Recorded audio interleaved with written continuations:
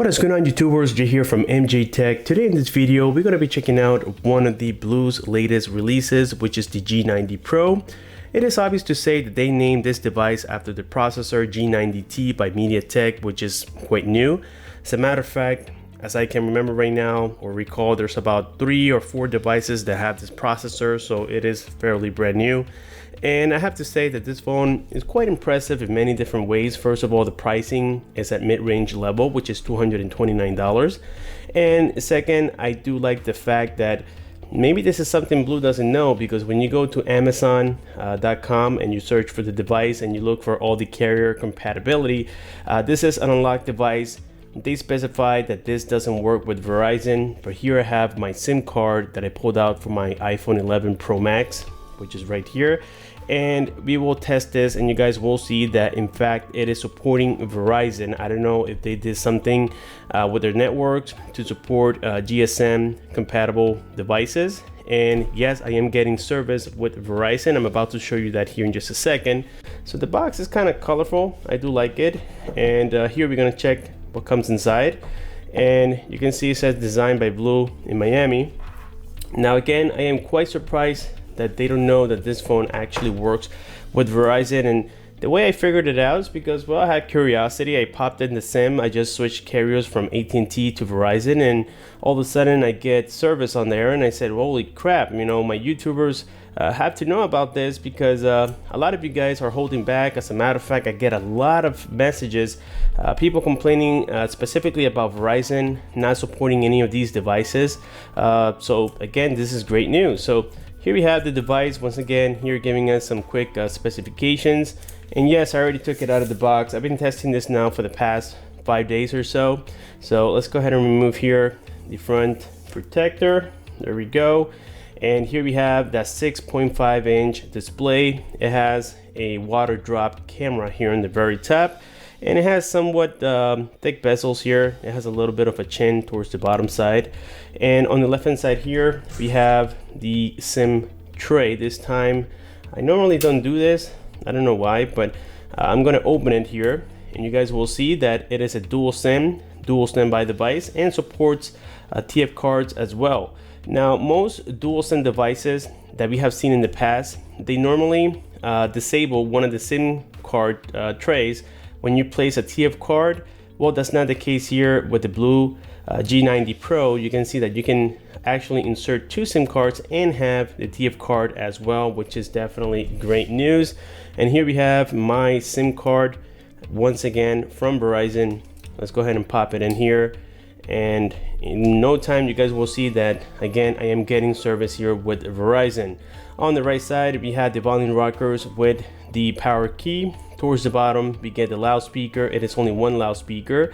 With the USB-C port, we get the main microphone, and look at that, guys, we still have that headphone jack available here with the Blue G90 Pro. Isn't that amazing? And on the top here, we get the secondary microphone for the loudspeaker, and here we have a little sticker, and the back is super shiny, very nice, and you know, the color looks very cool. It has like a tricolor finish. Sometimes it looks blue, then it looks purple, and I do like that effect. So here we have the 4 cameras. The first one on top is a ultra wide 8 megapixel. Then we have a main 48 megapixel telephoto lens. We get a 2 megapixel depth sensor and a 2 megapixel macro lens, and with all these 4 in combination, the pictures are quite acceptable.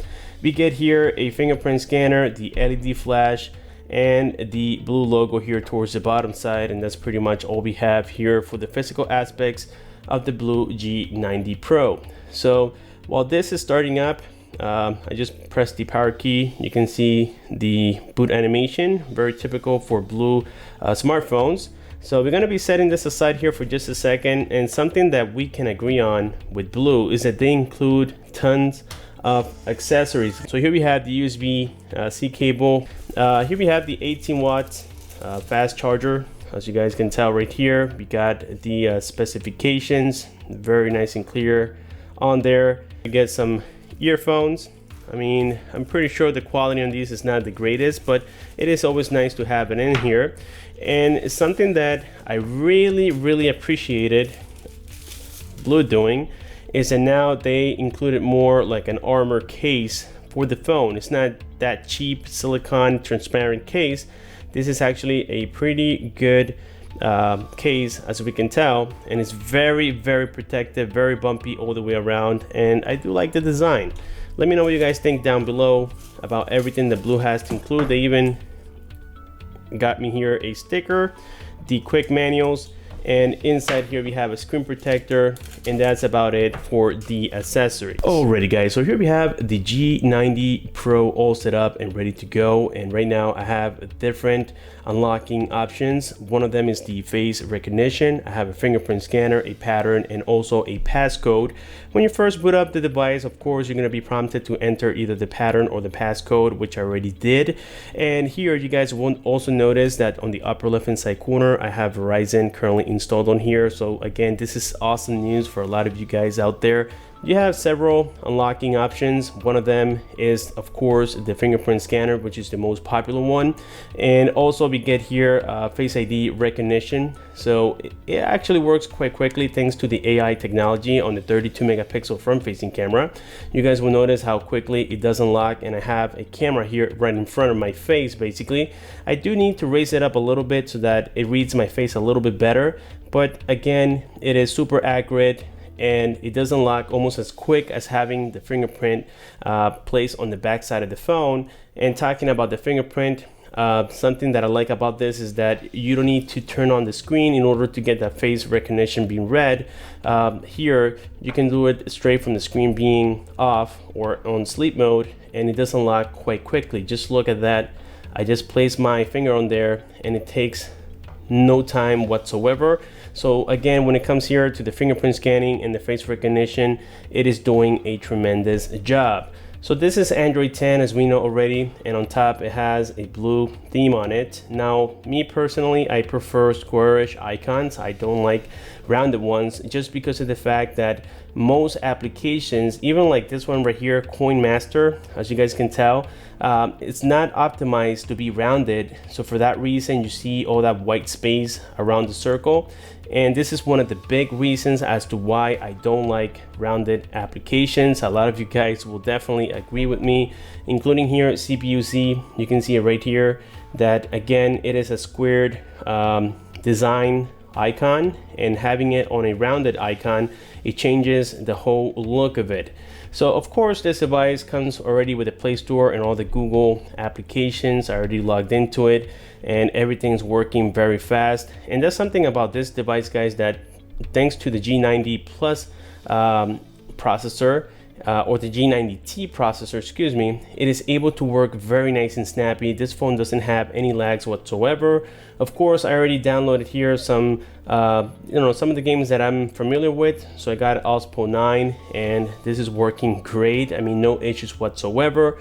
And thanks to the fact that we have that 5100 milliamp battery, I was able to get more than a day, guys. And I'm talking about heavy usage. I do a lot of YouTubing, a lot of emails, a lot of text messages, a lot of phone calls throughout the entire day. And furthermore, I use this device the entire day for music. Yes, I work as a delivery guy, and I do use the phone quite a bunch, sometimes even for GPS. And this device right now hasn't been charged for the past approximately day and a half. However, I haven't used it as much in the past day and a half, and it still has about, I would say, 80-90% still left on here. So when it comes to the battery, you guys won't have an issue whatsoever. Now, something here, a little small detail that I like about the notification on this device is the fact that you can just scroll down here from the bottom side. You don't have to go all the way to the top. So I could be down here and just go like that, and it actually works, as you can tell. And we have a whole bunch of toggles here. Like I said before, we do have wireless charging. The only bad news about this phone, and that I really don't understand, is the fact that they didn't include NFC support. So yes, unfortunately we can use Google Pay with this device, which again is a big bummer considering that it is such a great device here. So on here we got some of the settings. Most of it is just standard. We get a few extras on here like intelligent assistant, where basically you can do a whole bunch of gestures. You can flip to silent, 3 fingers for screenshot, stuff that we have seen before. You can get it enabled here directly from intelligent assistant. And here we have storage. So out of the 120 gigabytes, which is also upgradable, we have only used 17.43, which is not a lot. Again, the RAM, maybe 4 gigabytes. We have to admit that it is a little bit low, but so far I haven't had any issues with multitasking here on the Blue G90 Pro. Now, something I did here just for reference purpose when it comes to the benchmarks is that I downloaded manually on Google the Antutu benchmark because it is no longer available at the Play Store. And I did a test, and this is the score that I got, which is not bad at all considering that this is a mid-range level device. And a flagship, just so that you have an idea in your head, will score anything between 420,000 to 480,000 approximately. So again, this is not bad considering that, again, you know, it is a mid-range device with a price point of only $229, and I'm pretty sure that at any given point, especially now with the holidays coming up, this thing will be even cheaper to get. So here on my device, we get all these specifications of the device, and everything has been provided below, including the link in case you guys want to check the specifications. And by the way, we have 395 ppi on the display, which is not bad. I really wish that maybe in the future we can get a 120 hertz display. This one in particular is only 60 hertz. When it comes to the call quality, this is working great. It has tremendous microphones, including here the one with the loudspeaker. And also we get here YouTube, so that we can test the audio coming out of that single speaker. So Galaxy Note 20 Ultra. Let me go ahead and start this from the beginning.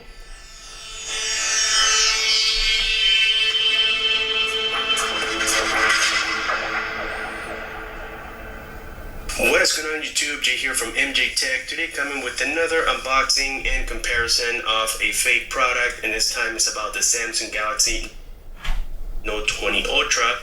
This is, according to my source, the first one-to-one replica, and by the term one-to-one, it means a perfect clone where cases fit, accessories fit, and so on and so on. As you guys can hear, the quality of the loudspeaker, even though it is a single one, it is not bad. What's actually quite loud, but of course having a stereo speaker system does a much better job. You don't have to be too smart to know that. So yes, at least they could have included that along with the NFC, and I would have been 100% satisfied here with the G90 Pro. Not that it is a bad device. As a matter of fact, it's one of the most impressive Mediatek processors that I've tried in a very long time. And talking about the processor, we know that processors do handle the camera as well. So here I went ahead and of course tested the camera. I took a couple of videos, and it does have electronic image stabilization, but it doesn't have the optical image stabilization available on it. Another flagship spec that could be added now into mid-range devices, especially in late 2020. That's something that should be standard now.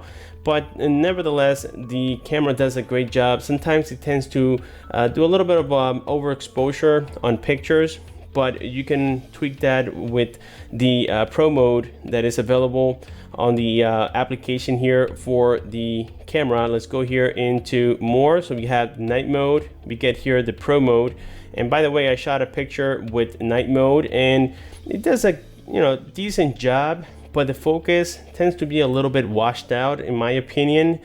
With software upgrades, this can be improved. So another feature on here, which is called the 108 megapixel super zoom, we get HDR and other filters that are integrated on here, and of course we get the macro pictures on here. Let's go ahead and try to shoot here one at the box real quick. So again, try to do one here of the fake Samsung earbuds, and let's shoot here a very close picture, and I will be providing these pictures on the screen, and well, you guys can tell that it definitely serves that purpose of being a macro lens.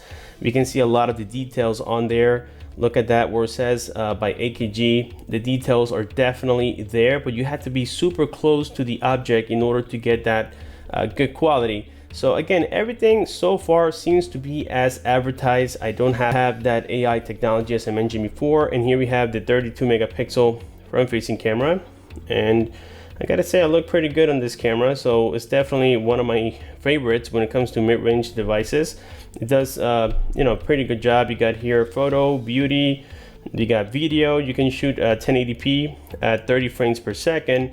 So yes, when it comes to the front-facing camera here, it is not disappointing whatsoever. And then you get a lot of Google support. Like if you hold and press here the home key, it prompts you to Google search. And again, it is all in all a very well optimized device, guys. It has a very good camera, the front and the back. It has a very good battery, a very nice looking display here. The quality is definitely you know, great, as you guys can tell. And overall, it has been optimized very nicely. So I gotta say, this phone is almost perfect. The only thing I have to complain is the NFC and not having stereo speakers, being considered a gaming phone.